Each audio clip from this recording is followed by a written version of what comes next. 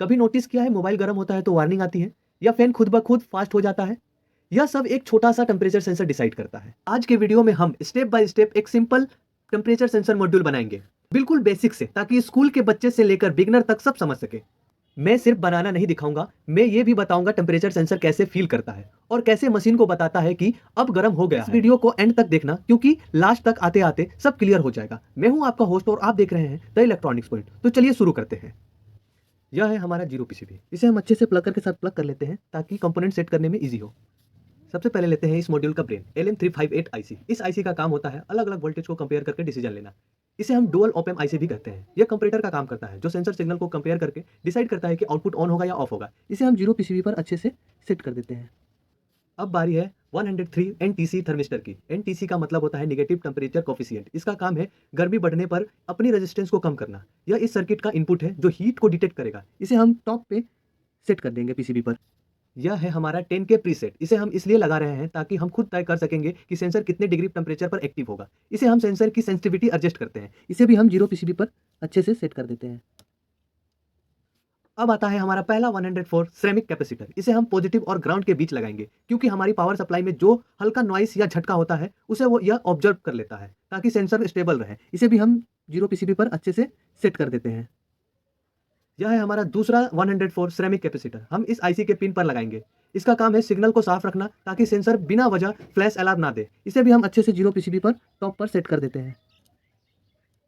यह है 10K का फिक्स रजिस्टर, जो आईसी के साथ लगाएंगे। इसका काम है कि वोल्टेज डिवाइडर बनाना। इसके बिना आईसी को यह पता नहीं चलेगा कि टेम्परेचर में कितने चेंज आया है या कितना नहीं आया। इसे भी हम जीरो पीसीबी पर टॉप पर सेट कर देते हैं, कुछ इस तरह।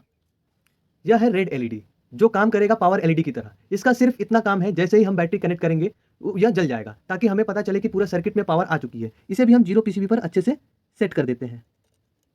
अब इस एलईडी के साथ हम लगाएंगे एक 1 किलो ओम रजिस्टर। यह बहुत जरूरी है। अगर हम डायरेक्ट 5 वोल्ट सप्लाई एलईडी देंगे तो एलईडी तुरंत फट जाएगा या जल जाएगा। यह रजिस्टर करंट को लिमिट कर देता है, ताकि हमारा जो एलईडी है वो जलने से बच सके। इसे हम एलईडी के सीरीज पर कनेक्ट कर देते हैं जीरो पीसीबी पर।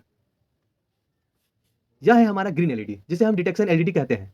यह सिग्नल देता है जब हमारा थर्मिस्टर गर्मी को डिटेक्ट करेगा और LM358 आईसी उसे कमांड देगी, तब यह एलईडी ऑन होगा। इसे हम दूसरे कॉर्नर के साइड में अच्छे से सेट कर लेते हैं पीसीबी पर। इस ग्रीन एलईडी के लिए भी हम एक अलग से 1 किलो ओम रजिस्टर लगाएंगे, क्योंकि आईसी से निकलने वाला आउटपुट सिग्नल भी एलईडी को डैमेज कर सकता है। इसलिए यह रजिस्टर एक सेफ्टी गार्ड की तरह काम करेगा। इसे भी हम एलईडी के सीरीज में ही कनेक्ट करेंगे, ग्रीन एलईडी के ही। आखिरी में हम हेडर पिन लगाएंगे। VCC, GND, A0 and D0 मिलता है, ताकि हम इससे सेंसर को किसी भी दूसरे प्रोजेक्ट से आराम से जोड़ सकें। इसे भी हम जीरो पीसीबी पर अच्छे से सेट कर लेते हैं, कुछ इस तरह।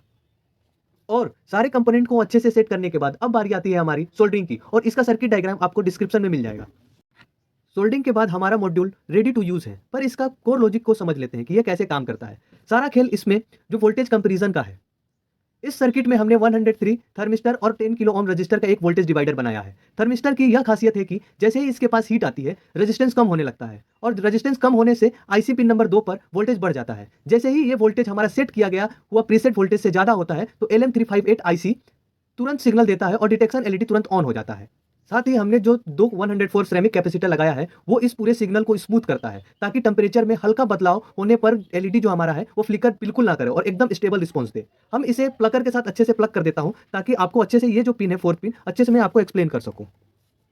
ये जो आप पहला पिन देख रहे हो, ये पिन होता है VCC। VCC का मतलब होता है पॉजिटिव, और जो सेकंड पिन होता है वो होता है हमारा ग्राउंड। ग्राउंड का मतलब होता है नेगेटिव। तीसरा पिन हमारा है DO pin, means digital output, और चौथा पिन हमारा है analog output, means AO pin. चलिए अब इसको लाइव प्रैक्टिकल टेस्ट करके देखते हैं कि यह सही से वर्क कर रहा है या नहीं कर रहा है। सबसे पहले हम लेंगे 5 वोल्ट DC सप्लाई, और हम क्या करेंगे, VCC को VCC के साथ कनेक्ट करेंगे और ग्राउंड को ग्राउंड के साथ कनेक्ट कर देंगे। देखिए हमारी रेड पावर एलईडी जल गई। इसका मतलब है सर्किट में पावर आ चुका है। अब देखिए गरम सोल्डिंग आयरन इस थर्मिस्टर के पास में लाता हूं, और यह देखिए जैसे ही मैं आयरन इसके पास लाऊंगा, जो ग्रीन एलईडी है वो तुरंत ऑन हो जाएगी। ये देखिए जैसे ही मैंने इसके पास हीट लाया तो वो ग्रीन एलईडी ऑन हो गई। अब जैसे मैं इसको दूर करूंगा, ये थोड़ी देर बाद ऑटोमेटिक ऑफ हो जाएगी। देखा आपने, जैसे ही मैंने दूर किया वैसे ही एलईडी ऑफ हो गया। अब मैं जैसे फिर से इसके पास लाऊंगा, ये ऑन हो जाएगी, फिर मैं दूर करूंगा, ये ऑन ऑफ हो जाएगा। देखा आपने कि कैसे ये ऑफ हो गया। अगर आपको लगता है कि यह बहुत जल्द बहुत देर से डिटेक्ट कर रहा है, तो आप इसे 10 के प्रीसेट को स्क्रू ड्राइवर से घुमाकर इसका सेंसिटिविटी को सेट कर सकते हैं। तो दोस्तों हमारा टेम्परेचर सेंसर मॉड्यूल एकदम परफेक्ट काम कर रहा है। इसका यूज करके आप फायर अलार्म या ओवरहीट इंडिकेटर जैसे बड़े प्रोजेक्ट बना सकते हैं। तो देखा आपने, सिर्फ कुछ बेसिक कंपोनेंट्स का यूज करके सही लॉजिक का हेल्प से हम एक बाजार से भी बेहतर टेम्परेचर सेंसर मॉड्यूल रेडी कर लिया है घर पर ही।